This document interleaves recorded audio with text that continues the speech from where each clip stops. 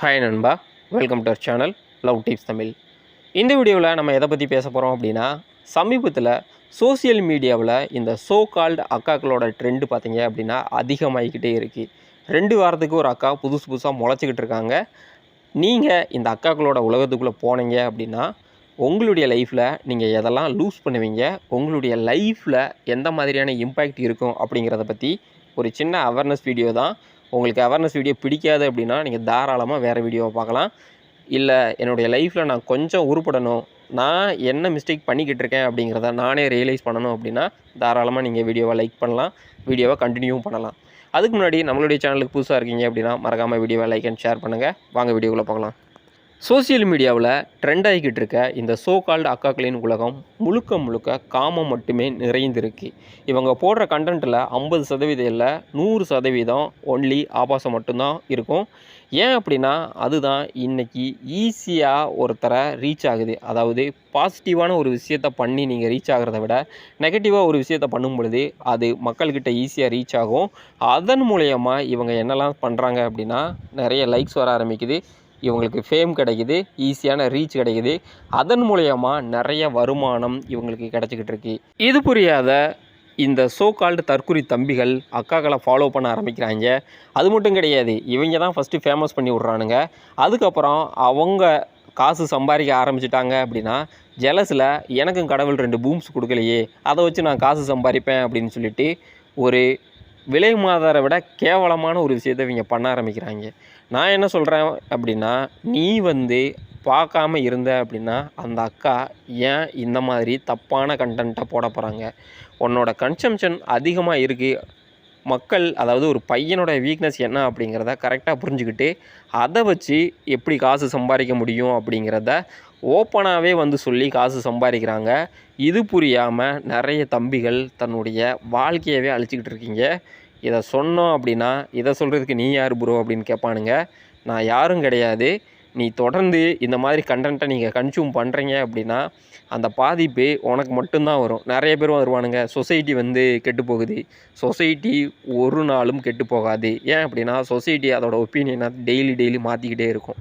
இன்றைக்கி இந்த அக்காக்களோட ட்ரெண்டு அதிகமாகிக்கிட்டு இருக்கிறதுக்கு முக்கியமான காரணம் ஒவ்வொருத்தனோட இச்சை மட்டுமே தவிர சொசைட்டி யாருக்கிட்டையும் சொல்லலை இந்த மாதிரி கண்டென்ட்டை கன்சியூம் பண்ணு அப்படின்னு சொல்லிட்டு. இதனால் ஒரு பையனை அவனுக்கு என்ன பாதிப்பு வரும் அப்படின்னா, ஃபஸ்ட்டு நீ அதிகமான ஆபாச கண்டென்ட்டை கன்சியூம் பண்ணும் பொழுது கண்டிப்பாக நீ சைக்காலஜிக்கலாக நிறைய பாதிக்கப்படுவ. ரெண்டாவது, இவங்க வேறு அவங்களுடைய ஓன் பேர்லேயே கூட ஒரு கண்டென்ட்டை ரிலீஸ் பண்ணாங்க அப்படின்னா பிரச்சனை கிடையாது. பலூன் அக்கா, டெய்லர் அக்கா, யோகா அக்கா, இப்போ ரீசெண்டாக அந்த பீரோ அக்காவா, இந்த மாதிரி ஒவ்வொருத்தரோட பேருக்கு பின்னாடி இந்த அக்கா அப்படிங்கிற ஒரு விஷயத்தை சேர்க்கும் பொழுது உங்களுடைய நெருங்கிய உறவுலேயே உங்களுக்கு நிறைய சைக்காலஜிக்கல் சேஞ்சஸ் நடக்க ஆரம்பிக்கும். அந்த டைமில் தேவையில்லாமல் உங்களுடைய உறவுக்கு நடுவிலேயே நிறைய சிக்கல்களை சந்திப்பீங்க. ஸோ இதோட ட்ரெண்டு பார்த்தீங்க அப்படின்னா நல்லதா அப்படின்னா கண்டிப்பாக நல்லதே கிடையாது.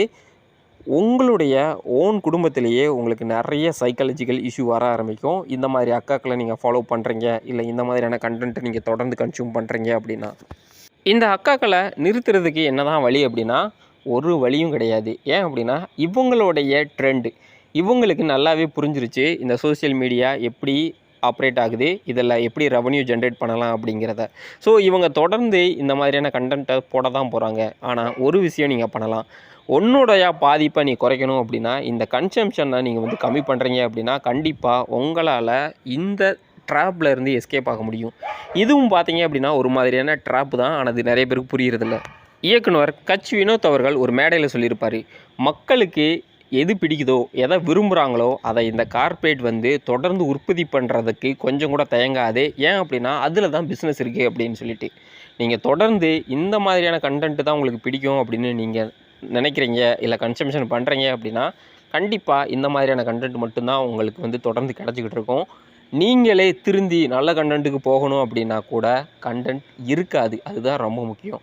ஏன் அப்படின்னா ஒருத்தன் 10 வீடியோ போடுவான், நல்ல வீடியோ, அவனுக்கு ஒரு ரீச்சுமே இல்லை அப்படின்னா கண்டிப்பாக அவன் வேறு வேலையாக பார்க்க ஆரம்பிச்சிருவான்.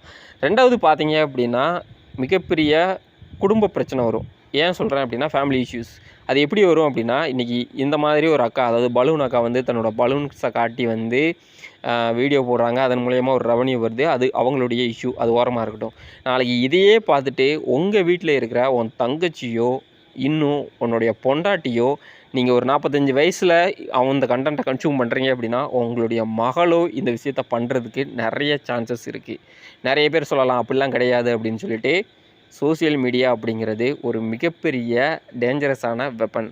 இது என்ன வேணாலும் பண்ணும், எதை வேணாலும் பண்ணும். நாளைக்கு நீ ஸ்க்ரால் பண்ணும் பொழுது உங்களுடைய அம்மாவோ இல்லை உன்னுடைய அக்காவோ இல்லை உன்னுடைய மகளோ இதே மாதிரி வீடியோ போட்டுறாங்க அப்படின்னா உன்னோட மனநிலை எப்படி இருக்கும் அப்படிங்கிறத நீயே யோசிச்சுக்கோ.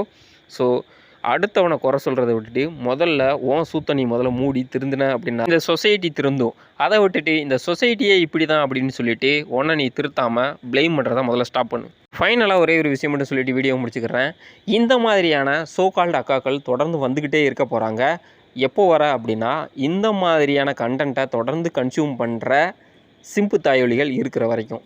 இதை விட கொடுமையான விஷயம் என்ன அப்படின்னா, இந்த கண்டென்ட்டை கன்சியூம் பண்ணுறதே தப்பான விஷயம். இதுக்கு நடுவில் கடவுள்கிட்ட போய் இந்த பலூன் அக்கா மாதிரி எனக்கு 2 பூம்ஸ் கொடுத்துருந்தா நானும் சம்பாரிச்சிருப்பேன் அப்படின்னு. டேய் நீ ஆம்பளடா, இப்படி இல்லாமல் போய் உன்னுடைய தாட்ஸை கொண்டுட்டு போவ. ஒரு ஆம்பளைக்கு என்ன குவாலிட்டி தேவையோ அதுக்கு வந்து நீ ஒர்க் அவுட் பண்ணி அதை நீ இம்ப்ரூவ் பண்ணணும். அதை விட்டுட்டு எனக்கு பூம்ஸ் இல்லை, டிக்ஸ் இல்லை அப்படின்னு சொல்லிட்டு கேவலமாக பேசிக்கிட்டு இருக்கானுங்க. ஸோ முடிஞ்ச அளவுக்கு இந்த மாதிரியான கண்டென்ட்லேருந்து நீங்கள் தூரமாக இருங்க. இல்லை நான் வந்து அப்படி தான் இருப்பேன் அப்படின்னா சூத்தை மூடிட்டு அந்த வீடியோவை பாருங்கள். அதை விட்டுட்டு அக்கா சம்பாரிச்சிட்டா, மாமியார் சம்பாரிச்சிட்டா அப்படின்னு வயிறு எறிய வேண்டாம். இதையும் தாண்டி இந்த மாதிரியான கண்டென்ட்டை நீ பார்க்குற அப்படின்னா நீ மட்டும் பாரு. அதை உன்னுடைய ஃப்ரெண்டுக்கோ இல்லை இன்னொருத்தனுக்கோ ஷேர் பண்ணி அவனுடைய லைஃப்பையும் ஸ்பாயில் பண்ணாத. இன்றைக்கி இதுதான் நடந்துக்கிட்டு இருக்கு. நானே கெட்டு போயிட்டேன், இவனையும் முடிச்சு விட்றலாம் அப்படின்னு சொல்லிட்டு தேவையில்லாமல் அந்த ரீல்ஸை இன்னொருத்தனுக்கு ஃபார்வர்ட் பண்ணி அக்காக்கள், இந்த சோகால்டு அக்காக்களை தெரியாத நிறைய பேருக்கு ஃபேமஸ் பண்ணி விடுறதே இந்த சிம்பு தாயொலிகள் தான். வீடியோ இவ்வளோ தான். ஏன் அப்படின்னா ஒரு பெரிய கார்ப்பரேட்டு அது வந்து ஒரு சோசியல் அப்ளிகேஷன் வந்து டெவலப் பண்ணியிருக்கு. அதில் வந்து கண்டென்ட்டை வந்து உன்னால் கண்ட்ரோலே பண்ண முடியாது. உன்னுடைய செல்ஃப் தாட்ஸை மட்டும்தான் கண்ட்ரோல் பண்ண முடியும். உன்னுடைய செல்ஃப் தாட்டை நீ கண்ட்ரோல் பண்ணாமல் இருந்துக்கிட்டு பொண்ணுங்களே இப்படி தான், பொண்ணுங்க எப்பயுமே திறந்து போட்டு தான் ஆடுவாங்க, இந்த சொசைட்டியே இப்படி தான், இந்த சொசைட்டி வந்து தொடர்ந்து கெட்டு போய்கிட்டு இருக்குது அப்படின்னு ப்ளேம் பண்ணுறதுனால இங்கே ஒரு சேஞ்சஸும் நடக்காது. திரும்ப திரும்ப சொல்கிறேன், சொசைட்டி அதோட ஒப்பீனியனை ஒவ்வொரு 10 வருஷம் இல்லை 5 வருஷத்துக்கு ஒரு வாட்டி மாற்றிக்கிட்டே இருக்கும். ஸோ நீ சொசைட்டியை ஃபாலோ பண்ணுற அப்படின்னா உன்னுடைய வாழ்க்கையை நீயே அழிச்சிக்கிட்டு இருக்க அப்படிங்கிறது தான் மீனிங். சொசைட்டி அது ஒரு மூலையில் போய்கிட்டு இருக்கட்டும், நீ உன்னுடைய லைஃபுக்கு உனக்கு என்ன தேவை அப்படிங்கிறத நீ தான் டிசைட் பண்ணணுமே தவிர பொண்ணுங்க இப்படி தான், இந்த கார்ப்பரேட்டே இப்படி தான், இந்த வேலை இப்படி தான், இந்த 9 to 5 ஜாப் இதெல்லாம் இருக்குது, ஒரு மூலையில் இருக்கட்டும். நீ என்ன பண்ண போகிற அதுக்காக?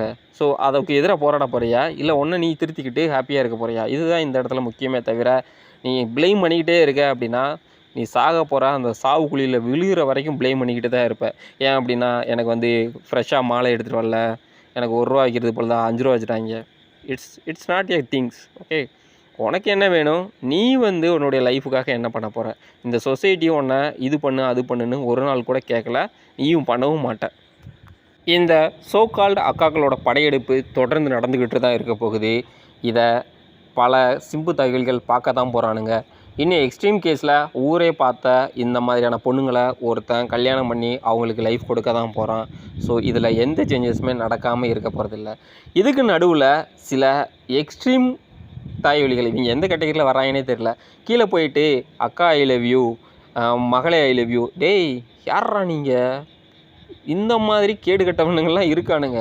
ஸோ இவங்கக்கிட்ட இருந்து நீ எப்படி டிஃபர் ஆக போகிற அப்படிங்கிறது தான் இங்கே மேட்ரே தவிர மேட்ரு கிடையாது. இன்றைக்கி மேட்ரு அப்படிங்கிறது ரொம்ப கேவலமாக ₹50 கொடுத்தாவே கிடைக்கிற அளவுக்கு அதை வந்து புனிதத்தை கெடுத்து விட்டுட்டானுங்க. ஸோ நீ அதை நோக்கி ஓடுறதை விட்டுட்டு ஒரு ஹைஃபைவான ஒரு நல்ல லைஃப், ஒரு ஹெல்த்தியான லைஃப்பை நோக்கி ஓடுற அப்படின்னா கண்டிப்பாக உன்னால் ஹாப்பியாக இருக்க முடியும். இல்லை அப்படின்னா இந்த மாதிரியான பான் கண்டென்ட் நீ தொடர்ந்து கன்சியூம் பண்ணுவ. ஒரு ஸ்டேஜுக்கு அப்புறம் உனக்கே ரிக்ரெட், அதாவது வருத்தப்பட ஸ்டார்ட் பண்ணும் பொழுது அன்றைக்கி நீயே நினச்சாலும் அதுலேருந்து வெளிவரவே முடியாது. ஏன் அப்படின்னா இது ஒரு ஒன் வே, திரும்ப வரணும் அப்படிங்கிறது அவ்வளோ ஈஸியான விஷயமும் கிடையாது. வந்ததா இங்கே எண்ணிக்கை, அதாவது வந்தவங்களோட எண்ணிக்கை வந்து கவுண்ட் பண்ணி என்ற அளவுக்கு தான் இருக்குது. ஸோ இன்றைக்கி நிறைய கெட்ட விஷயங்கள் இருக்குது. இதுக்கு நடுவில் நீ எந்த அளவுக்கு கண்ட்ரோலாக இருக்க, நீ கன்சியூம் பண்ணாமல் போ, கண்ட்ரோலாக இருக்க அப்படிங்கிறது தான் இந்த இடத்துல ரொம்ப ரொம்ப முக்கியம். சொசைட்டியை ப்ளேம் பண்ணுறத விட்டுட்டு சூத்த மூடிட்டு உன்னுடைய லைஃப்பை பாரு. கண்டிப்பாக உன்னால் ஹாப்பியாக இருக்க முடியும். அக்காக்கள் சம்பாரிச்சிட்டாங்க, தம்பிகள் சம்பாரிச்சிட்டாங்க அப்படின்னு உன்னுடைய லைஃப்பை நீ இழந்துட்டு கடைசியில் சொசைட்டி மேலே பழி போடுறது வானத்தை பார்த்துட்டு எச்சி துப்புறதுக்கு ஈக்குவலான ஒரு விஷயம். மறுபடியும் மூஞ்சில் தான் விழும். அன்றைக்கும் துடைக்கிறது நீ தான் இருக்கணும்.